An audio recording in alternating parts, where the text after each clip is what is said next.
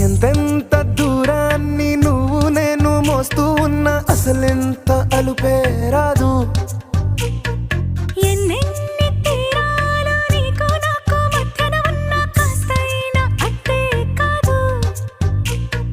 నీతో ఉంటే తెలియదు సమయం, నువ్వు లేకుంటే ఎంత న్యాయం. గడియారంలో సెకనుల ముల్లే కంటకి కదిలిందే.